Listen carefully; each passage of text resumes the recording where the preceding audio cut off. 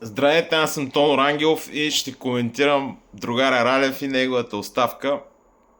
Ралев откровено си бачка против българските интереси и както винаги съм казал, един мъж се познава не по това какво говори, а по това какво прави. Най-така сериозните качества на един мъж, на една личност са две. Едното е какво прави и второто е като каже нещо да го изпълнява.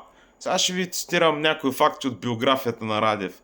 Радев до 90-та година е член на БКП, постъпва в офицерското училище и след като идват промяните, той автоматично се прехвърля при американците, завършва офицерската школа там.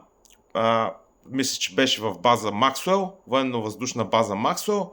Впоследствие завършва и Висшето военно училище на щатите. Тоест, той си е откровено американски възпитаник. Впоследствие, като дойде в България, това, с което се отличи, е, че именно неговото правителство прокара най-продажния антибългарски закон и това е оперативният контрол на войската да мини на подчинение на НАТО. Ако си спомняте този прословут закон, включително и който нашите ура патриоти от Възраждане и разни други гласуваха за него, след което назначи правителството на Кирчо заедно с бившата американска посланничка и знаете до какво доведе това нещо.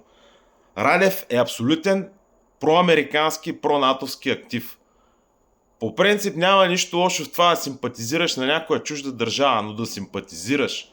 Но когато си уж български офицер и си се клел на българското знаме, да завършваш училища на чужда държава, военни училища, да завършваш тяхни колежи, да ходиш там на обучение, след което да прокарваш закон, с който твоята собствена войска да се подчинява оперативно на войска на чужди държави, това не е просто предателство, това е нещо много повече. Така че за мен Радев е просто една тотално пробита фигура от всякъде. Аз не го броя за жив него. А ако някой казва статуквото това и статуквото онова, той е не просто олицетворение на статуквото, той е един от най-големите продажници. Пак ви казвам, обърнете внимание на биографията и на действията му, не дайте гледат думите. След което искам да напомня, че също така Радев е инициатор на инициативата Триморие. Това е една инициатива, която прави санитарен кордон в цялата източна Европа. Отворете си картата, вижте я, прочетете си за тази инициатива Триморие. Аз ще дам карта в канала. И цяла източна Европа стана на един санитарен кордон и една фронтова линия, която да е насочена срещу Русия. И евентуално в една бъдеща война, каквито мокри съни ще имат те, тя трябваше да последва съдбата на Украйна и да отиде за пушечно месо. Сега тук въпроса за мен лично, чисто принципно, не стои дали някой е русофил или русофоб.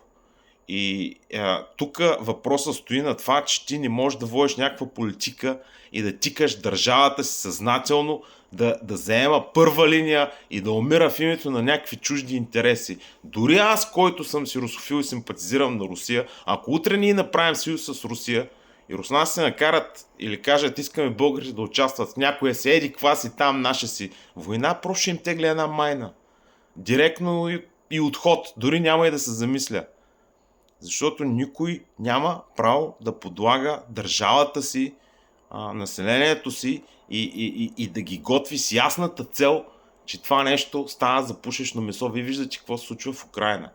Та накратко, това е биографията на Радев и това са му инициативите. И в момента, като гледам как всички са скочили да се радват и да го чакат като спасител на бял кон, и да хранят и него, и коня му, и другите коне там.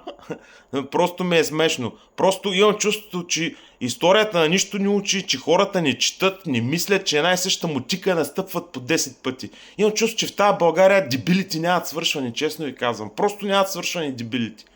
Никой не си прави никакви анализи, никакви прогнози, никой нищо не чете, не гледа биография.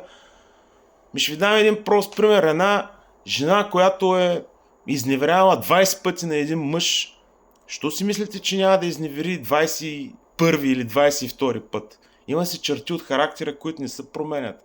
Някой, който е хапал ръката, която го храни, някой, който е предал наляво и надясно, що си мислите, че ще става нещо от него? Или който с поведението си е показал, че нищо не става от него, освен че е добър чиновник. Та толкова за Радев.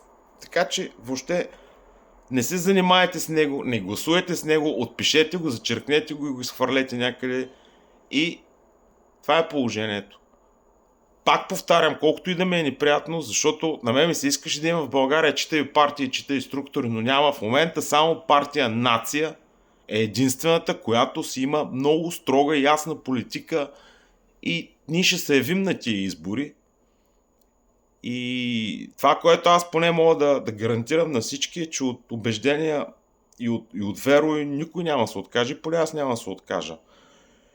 По принцип аз много вярвам в тия неща. И например, ще ви дам един пример. Ако да речем утре, примерно ние станем съюзници с Русия, която, нали, пак казвам, аз симпатизирам, искам да сме в БРИКС, членове на БРИКС и да работим заедно с Русия и да се движим в тяхната геополитическа орбита. И те вземат, че се засерат много яко и направят някакви свинщини. Това, което аз ще направя, е, че просто ще се извиня, ще се дръпна, ще се оттегля, ще се махна, но няма да отида в другия лагер. Защото това е против моите разбирания, изобщо против всичко, в което вярвам. Човек трябва да... Един мъж трябва да има разбиране, трябва да има принципна позиция. И никога не трябва да предава никой. Просто никога, по никакъв начин. Това го изгражда като личност и като мъж. Всичко друго са, как да ви кажа, това са пълни дивотии.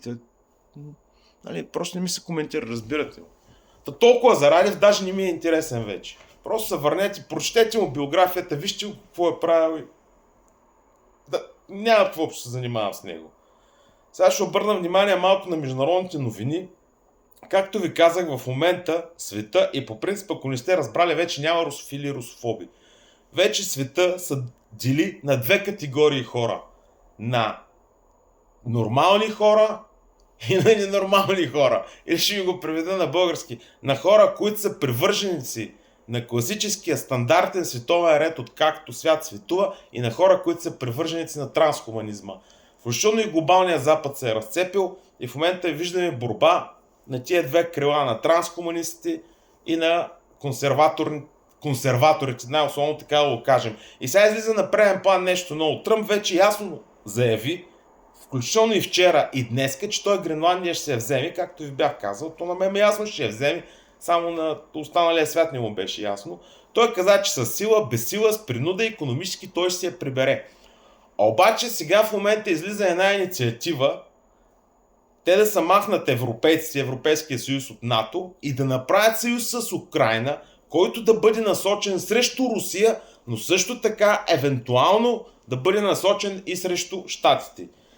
И това, което аз ще ви кажа, че ако този съюз се състои, много е вероятно да се състои, първото, с което ще се вземе този съюз, е да воюва видимо и невидимо с щатите, а не с Русия.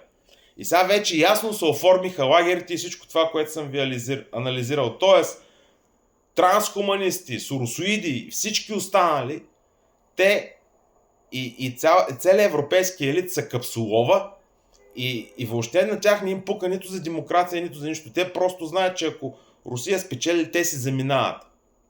Те се капсуловат и оформят един собствен лагер.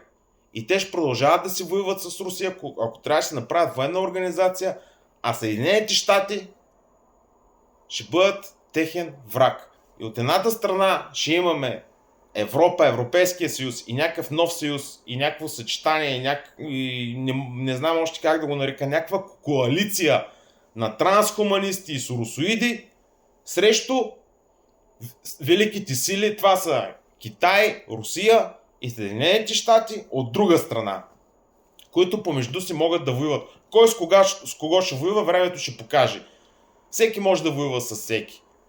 И европейците могат да воюват с щатите и с Русия, но според мен те първо ще завоюват вътре в себе си в 2300 година. Но много е вероятно да видите една европейска коалиция заедно с Украйна, едно ново НАТО, което наистина ще продължи войната до последния украинец или докато не им свършат ресурсите. Или докато кризата в Европа не стане колосална. Защото Тръмп много скоро ще влезе в много остър конфликт в Европа, ще последват мита, ще последва разрив на отношения, ще последва напускане на НАТО.